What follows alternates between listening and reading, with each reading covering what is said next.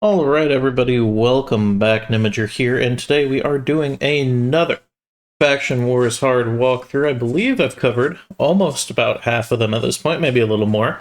But today we're going to be looking at the Undead Horde Crypt. This one I would consider most of the stages a little bit in the harder camp. Overall, if you have specific champions, I think you could rank this as pretty easy crypt. You'll see as I go through, I'm missing some of the important champions, so a little bit harder to me, but I do have some champions that also made it easy as well. As a note for this video, I'm not covering a free-to-play guide. I'm not going to be covering the epics only. I'm not going to be covering champions that I don't have information on or have interacted with, so if I don't own the champ or at least know a little bit about it, probably not going to mention it in this video. Feel free to drop that in the comments. However, as usual, I'll go through all 21 stages and show what teams I used to beat it, what champions could be good, and how I handled the conditions, starting pretty quick going through the first stages, and we'll actually take a look at the champion waves in the later stages to cover anything that might be a little more difficult. We'll start with stage 1, and we're going to look at poison debuffs on the enemy. If we go into the filter for poisons, a few good ones to call out. MVP of here is probably going to be Bad L. On the A2, places 2 poisons on all enemies on a 3-turn cooldown. And then you've also got Urost. He, I believe, is from the Doom Tower, so if you manage to go through him, he's going to be placing poisons when he is attacked, and he's got a provoke there as well, so he'll be able to place them pretty slowly. And then obviously the old trusty Frozen Banshee on the A1. Gonna have to do it 20 times, but it's not too bad, even rolling through some of the epics as well. Plenty of options for here. Stage 2, that's gonna give us 40 hits under Leech. I do not like this stage just because it means you cannot nuke the waves. You actually have to slow down and try. If you've got the new mythical of Mina, I believe she has, a Leech on the A3 in the first form. Most people probably don't have her. Another good one to call out is going to be Vlad, who's going to be placing the Leech on all enemies with his A2. Most people are probably going to end up using the Vogoth. He's going to have a chance of, when he gets attacked, he will place a Leech. When attacked, places a Leech debuff on the attacker. He's also got a provoke, so it makes it a little easier. However, it is quite annoying to get it done if you're trying to set that up. The Corpse Collector, she's going to have the Leech on the A1, so if you've got her, that makes it a little easier than Vogoth. For me, I used Vogoth. It wasn't very nice to do. You have to wait for him to get provoked and attacked and then place Leech. Fabian makes it a little bit easier because he's got the multi-hit on the A1. If you've got the Calamitous, you see I can have... he's got a multi-hit as well. A few other champions with some multi-hit, notably Harvest Jack with the triple hit. It's not too bad, you just want to make sure you don't have too much damage going into here. Going on to the next stage, stage 3. I should call out as well, I forgot to do it on stage 1, the notable champions that I love to use for here. For the Undead Crypt, they'll show up a ton. Fabian, he's going to make every wave extremely easy. If you've got the A3, you're going to take away their cooldowns. And the A2, he's going to chain, fear, and petrify everybody, so they pretty much never get a turn. He makes almost every wave super easy. If you have the Calamitous, he's going to be also a great wave MVP. On the A3 on the Form 2, he's going to have a Hex, decreased defense, and big hit, along with ignoring defense under people under Hex. Does a ton of damage on the waves. UDK, free champ that you could get. He's got fear, decrease attack. Going to keep your team alive and a provoke as well. I also used Rhodos a lot. I happen to use the Morrigan quite a bit. She's got a turn meter increase and a steal and fear. Overall, pretty decent champions in the faction that you can have. I am missing quite a few. If we go to the index for the Undead Horde, number 1 that I'm missing is Sippy. She would make this significantly easier because she is a reviver. And if you do not have a reviver in Sippy, then your next best option is going to be the Gorgo Grab. And he's not very good. He's usable, but Sippy would have been very nice to have. Mashald also makes it pretty nice. He's dealing a decent amount of damage. He's placing that leech as well. He's got the increased speed and crit damage along with the fear and heal reduction, so he'd have been a nice person to have just for dealing with some of the waves. But overall,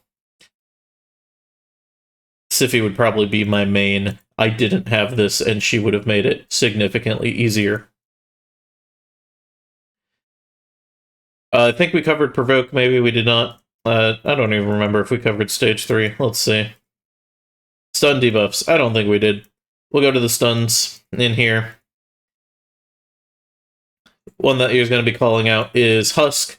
A2, placing a stun. It's a chance, but at least it books up. Run 1 or 2 Husks, and you'll get it done pretty quickly. You can also run any of the champions in a stun set and get that done as well. Stage 4. Provoke debuffs. We just called out the Husk. He's going to have it on the A1.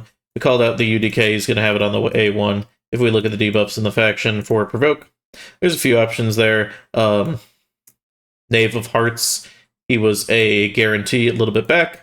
And another good one's going to be Seeker on the A1. Eventually, with all the A1 champions, you'll get it done. Stage 5, placing sleep debuffs. If you look at the debuffs for this faction, there's not a significant amount of sleep other than Harvest Jack. He was recently buffed, and he's going to have the irresistible sleep if the True Fear was not placed. So if you attack here and you don't have enough accuracy to place the True Fear, you can change it to a sleep. Velkanen, I don't actually think he places a sleep. He's just got the passive that has every single buff and debuff in the game listed for some reason. And if you don't happen to have the Harvest Jack, you can go with the Zealot Ha. He's got it on the A1. Or the Seducer, who also has it on the A1. There's also the Days set, if you go with that, and you happen to have none of those. Manipulating turn meters, this one's pretty easy if you got Fabian on the A1. If you've got Morrigan, who's doing it on the team and against the enemy team, those will be the two main callouts. You can actually go into the other effects for fill turn meter. And you can see a list of champions down there.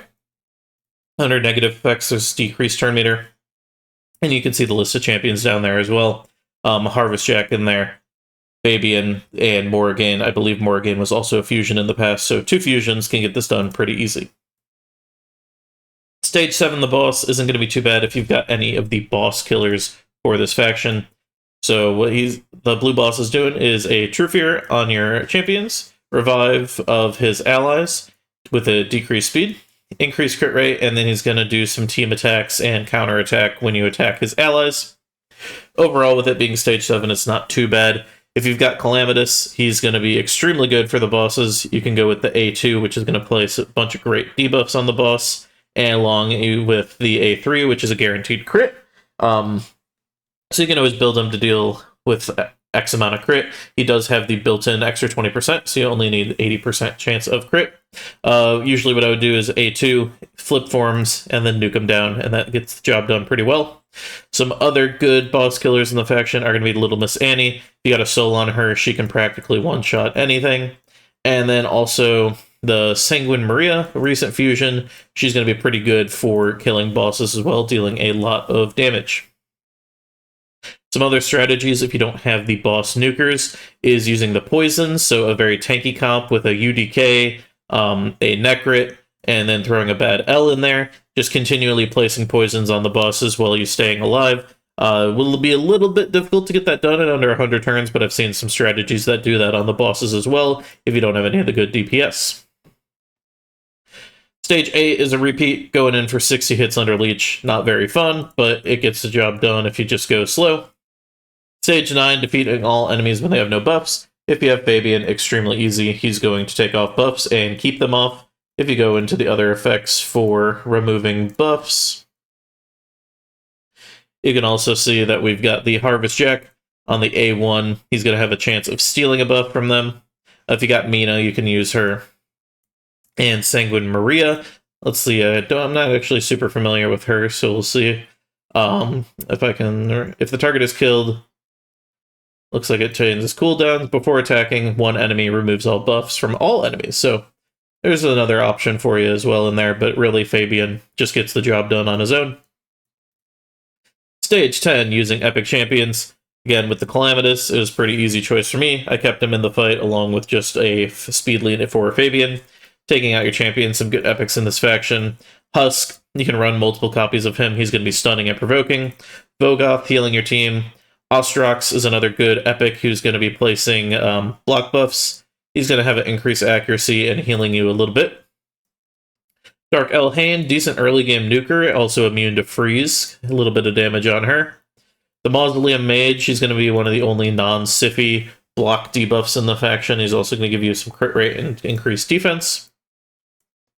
And then the other call out for the Go or Go Grab, once you get into the later stages where you might be needing a revive, he's going to be the revive all allies if you don't have that Siffy.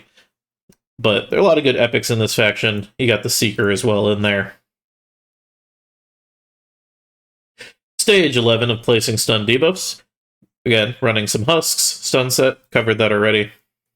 Stage 12, provoke debuffs, going to be the same game. Running your provoke champions, going a little slow if you need to use a provoke set. Stage 13. For this one, what we're going to be doing is placing more sleep debuffs. So again, just use the sleep champions called out earlier. There's also the days set. Stage 14. This one is a little bit difficult. Purple boss, again, is no joke. Probably the hardest boss by far in the faction wars. He's attacking all enemies, placing a fear and block active skills on the A1. Attacking all enemies with a debuff spread and transfer with the increased duration and decreased duration. And when he gets low, he's going to exchange HP with your highest member, and then bring your team all down to what his HP was, which is usually about like 15 to 20%. He also has the passive of converting all buffs and debuffs placed, a 30% chance to just make them the mirror. So if you place a block debuffs, 30% chance that you're just going to block buffs on yourself. Very annoying to deal with. If you've got, again, any of the boss killers, they're going to be the main one. If you've got a high blessed Annie, you can pretty much kill the boss without needing to deal with that HP swap if you can time it right. Same with any of the nukers.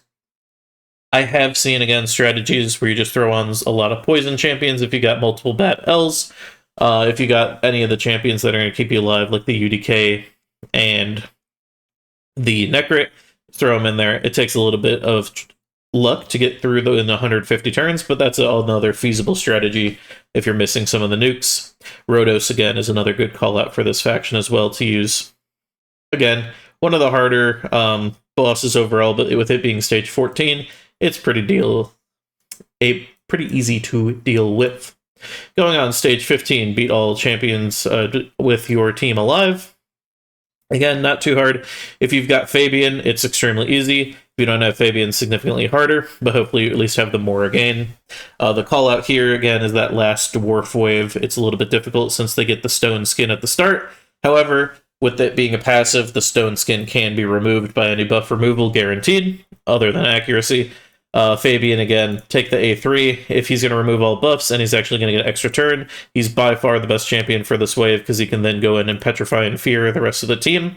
If you got Mora again, she's going to be stealing buffs as well, so a good job, chance of opening with her. The one thing you want to make sure of is that the Torment is going to be freezing your champions as they're getting turn meter or buffs, so make sure, if anybody you want to make sure is going, that could be getting a buff before they start, or you just want to make sure that your team's not freezing, you can put a Feral set in there, or the Mausoleum for the block debuffs. Necrit will also be placing it at the start, so that'll be pretty nice as well. Stage 16, defeat 3 enemies with ally attack or counter attack. This one is not extremely fun if we go to the other effects for the ally attack. If you don't have Necrit, good luck. If you do have Necrit, it's not too hard. He's going to be teaming up with his allies under Ally Protect, so at the start of the wave, you're going to have 1. After you use the A3, you can have a second. So you're going to have potentially 2 or more allies under here where you can ally attack. You've got the Catacomb Counselor. He's going to team up with 2 random allies. At least there's an epic who has an ally attack, unlike some other factions where you're relying on the counter attack and it's very hard. This one, there's 2 options, one of them being an epic is very nice. If you run through with the ally attack, it's probably the easiest way to get this done. I do not like doing this stage with the counterattacks. And if you look at the counterattack buffs, I don't even have one in here as well. So overall, use the Epic or a Neck Rip. Stage 17, don't land any weak hits. This one is not very fun. How long did it take me? 2 minutes, actually not bad. If we look at the Void champions here, there's a decent amount that you can choose from. If you got the Necrit again, easy champion to throw in there to help keep your team alive. You got some damage dealers in the Vlad and the Valkanen that are going to help deal some damage. If you got souls on them, especially, they're going to be pretty good for their Little Miss Annie as well. I did not have her at the time that I did this, so it was a little more difficult. A good Epic in Ostrox. Again, I use him a lot in Hydra early on. And there's also the Fusion Epic from a little bit ago of Kafru. He's going to be transferring debuffs. He's going to attack all enemies and remove one debuff, and he's going to be placing an unkillable and a taunt on him. So he's pretty good to run. If you can run as many voids as you can, go ahead and do it. Going to make it really easy. It's a little bit hard to run the Fabian here because he's got some AoEs on his good skills in the A3. However, you could always run him and just make him an A2 bot, but you'd have to rely on Fears proccing, and that could be a little difficult, so wouldn't necessarily recommend it. Morrigan could be a good champion to use. She's got no hit on the A3 or 2, just on the A1, so you can manipulate it a little bit. And Calamitous as well, not very bad, because he's got 2 single-target nukes that you can run to start here. Overall, the waves in here are a little bit tricky if we look at them for stage 17. This first wave with the buffed Garrel, very difficult to deal with because she's going to be healing her entire team, so it's hard to kind of AoE nuke them down at the start. What I try to do is kill off the Garrel and then can go in. It's going to be pretty easy with the Fabian if you try, but again, it could be a little difficult later on. If you use the Fabian, you can just go in there. Hope you don't get a weak hit on the champions. Otherwise, nuke Garrel down first, and then you can CC and deal with the rest of the team. On wave 2, my target priority is Uko, then Gizmak, then Samson.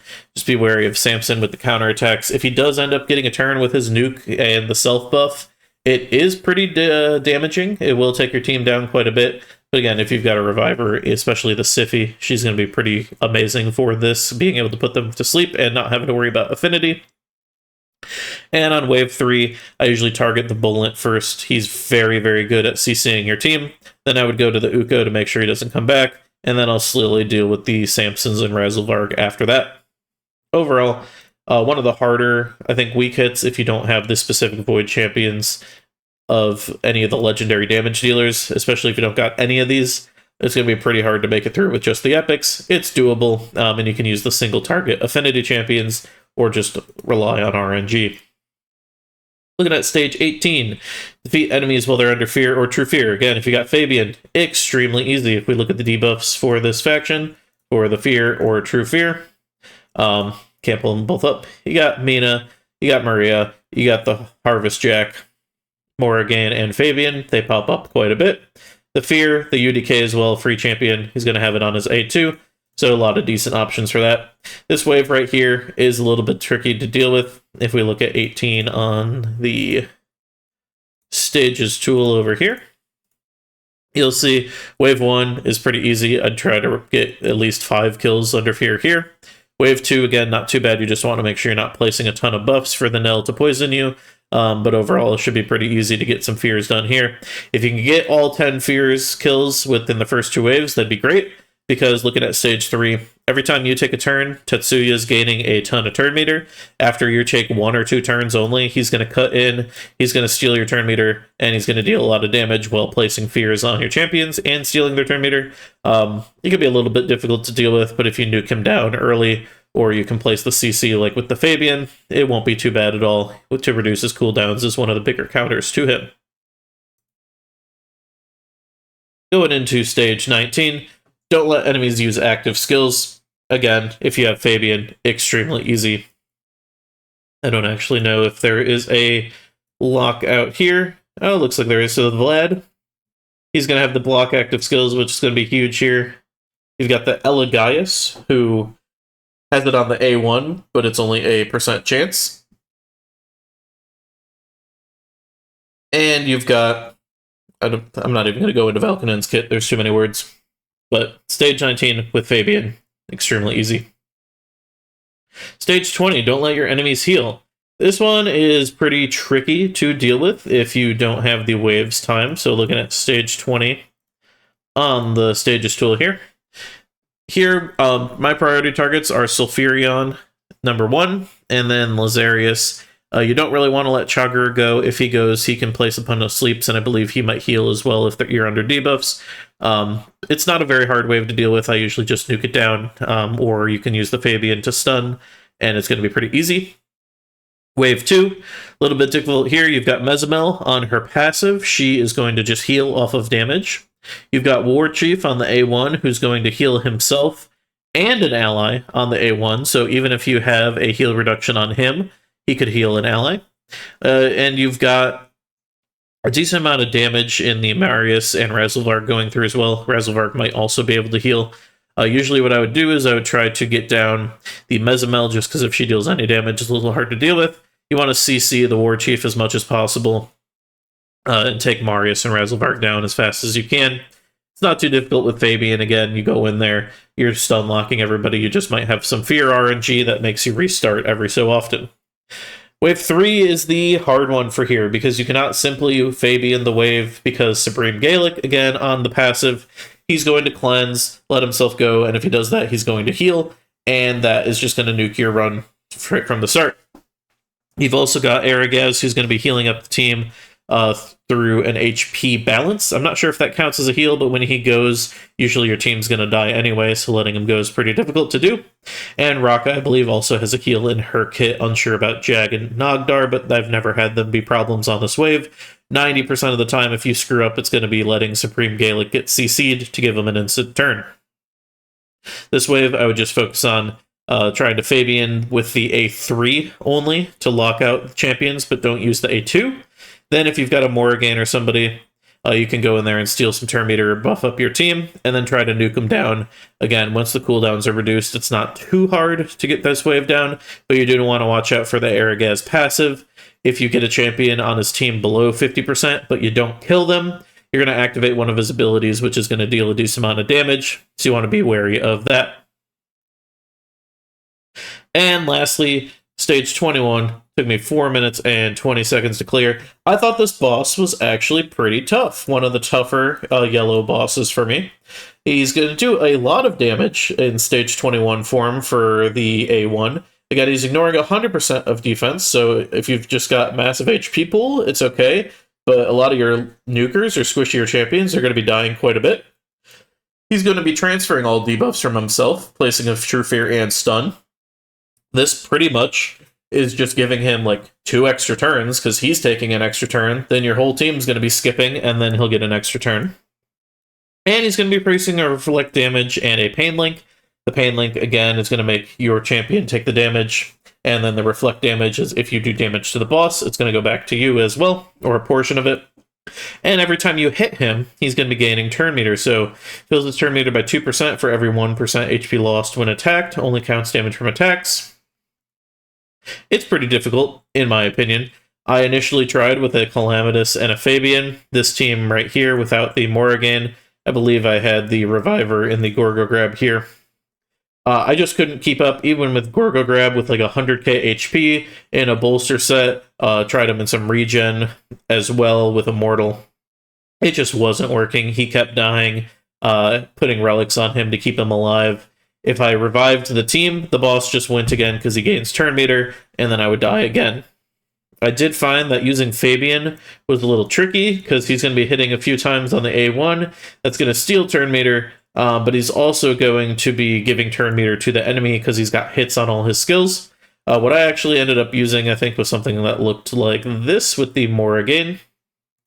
One thing that was nice about Morrigan is on the A3, you can boost and decrease the boss turn meter without triggering the passive of taking away HP. So this lets you do that without increasing his turn meter. You've also got the decreased accuracy. Obviously not going to be tracing up True Fear. But the big thing here is stealing all buffs on the target enemy. If he gets the Reflect damage up, you can steal it. And on the A1, decreased speed is pretty good against the boss. He's already getting a ton of turn meter in turns, so slowing him down, if you can, would be the best option if possible. I ran a lot of protection with Calamitous as my damage. Again, he's got the quad hit on his A2, so that's giving the boss a lot of turn meter. But if you've got some big nukes like a well-built Rhodos or an Annie, you can come in, nuke the boss down. I know a lot of people who didn't have much trouble on this stage, especially with Siffy, because you're able to place the block debuffs on a protection set. You're then able to have the revive that's better than a Gorgo grab. If you've got her, probably won't struggle very much. If you don't, this team right here is what I ended up using and dealing enough damage, and it was a little tricky. Probably took me an hour or two of just running over and over again. I have seen, like I mentioned again, some really tanky teams that just use some bad L's and some poisons with the UDK and Necrit and another bad L, and just some really tanky champions like another Gorgo Grab who was built extremely tanky. If you're just letting everybody heal and shield themselves while placing the poison, I think I saw somebody do it in like 189 turns, so it does get pretty close to the cap, but it also looked extremely safe as it was a full auto fight, so that's another option as well. And once you're able to kill that boss, you'll have 63 more stars earned towards the wonderful Polara Fireheart, and that'll be the end of the Undead Crypt. If there's any champions I didn't mention, hard stages or waves that I didn't cover, feel free to drop them in the comments. Maybe some others can help you, or I might be able to comment as well. If there's any champions I didn't use that you think are MVPs for this faction, call those out as well. Hopefully you enjoyed the video. If you did, please leave a like and subscribe if you learned anything or this helped you in any way. Thank you for watching to the end of the video. Appreciate you, and see you next time.